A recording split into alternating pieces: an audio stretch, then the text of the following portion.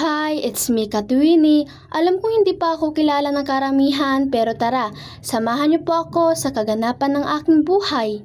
Bago kami umalis ng bahay ay naglinis na muna kami saglit para nga pag uwi namin dito ay hindi masyadong makalat. Magpapacheck up nga pala yung aking pinsang kaya naman ay maaga pa lang ay umalis na agad kami sa bahay. Medyo mahaba ang vlog na to kaya naman ay kukwento ko sa inyo kung bakit napadpad kami dito sa Pampanga. Grabe naman sa napadpad na yan. Ito, seryoso na. Pumunta kami dito sa Pampanga, paano ba naman ay mag-i-exam yung kambal ko. Alam ko pong nasabi ko na po ito sa inyo pero uulitin ko po para mas malinaw po talaga. Magkaiba po kami ng course kaya naman hindi po kami same schedule ng exam. Mas nauna nga ako nakatanggap ng email sa kanya kaya naman ay ilang days lang ay nagbiyahe na agad kami ni mama papunta dito. Kaya ayun ay pagkatapos ng exam ko ay nagtambay na muna kami dito kila tita ng ilang araw at yun ay umuwi na agad kami paano ba naman ay may recognition pa kami. 1 week lang ata yun at nakatanggap na siya ng schedule ng exam. Pagkatapos ng recognition ay pagka-Martes nga ay nagbiyahe na agad kami ng kambal ko. Sa mga hindi po nakapanood ng vlog ko ay panoorin nyo na para maniwala kayo na totoo talaga yung sinasabi ko. Grabe po talaga yung experience na yun. Paano ba naman ay first time po talaga namin na kami lang dalawa. Nung una ay kinabahan kami pero buti na lang talaga ay nakarating kami ng ligtas kila tita. Sa dami natin sinabi ay sa mga oras na yan ay nandyan na nga pala kami sa loob. Tinanong kami ni tita kanina kung sino yung sasama sa kanya at sabi ko naman ako na lang. Maya-maya ay nagbago ang isip niya kaya naman ay sabi niya ay kami na lang dalawa ang sasama sa kanya. Malapit lang yung clinic sa Pure Gold kaya nag-grocery na muna kami bago kami umuwi. Tinignan ko lahat ng mga vlog ko kagabi at nakita ko nga na sobrang dami na nga pala nagpapa-shoutout sa akin. Nagulat talaga ako nung nakita ko yung mga comment nila at napatanong na lang ako sa sarili ko na ba't ba ako huminto. Tapos doon ko napagtanto na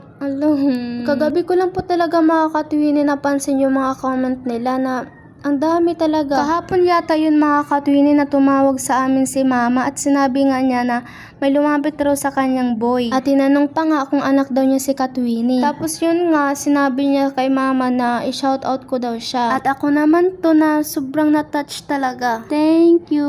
Sa mga oras na nga na yan ay namili na nga pala kami dyan ng aming bibilhin. Habang namimili kami dito ay may lumapit nga pa sa amin at pinataste ito sa amin. Niste yata to pero hindi ko alam kung bakit sila nagpa-taste. Pero I think lahat naman ng mga customer dito ay binigyan nito. Pinaluto ako nila tita ng adobong baboy kagabi para nga ngayon sa baon nila. Dahil nga ay may gawain sila kaso nga lang ay hindi nakapag-attend si tita dahil nga ay pina-check up yung pinsan ko. Kaya ayun ay si tito na lang yung nag-attend ng gawain. Hindi naman po nasayang yung niluto ko kagabi dahil nga ay nagbaon naman si tito ngayon at inulam din namin yun. Sa mga oras nga na yan mga katwini ay palabas na din kami ng Pure Gold. O diba wala po talaga sa plano namin na magja-Jollibee kami ngayong araw. Tinuruan ako dyan ni tita kung paano mag-order kahit nga papaano ay marunong na kami kapag wala sila. Naghihintay kami dyan ng aming in-order at maya-maya nga lang ay hindi kami komportable sa aming pwesto at lumipat na nga lang pala kami. Bago ko makalumutan ay shoutout ko muna yung mga matagal na nag-comment sa mga vlog ko. Shoutout kina Roel Arigadas, Clark Ruga, Crystal Jade Blanco, Kim Ashley, Jean Raffin, Kent Baba, Rafi Labastida, Abigail Dawaton, Abinea Jan, Duday Vlog, Ayos Jury, Jade Mahinay, Joseph Viral,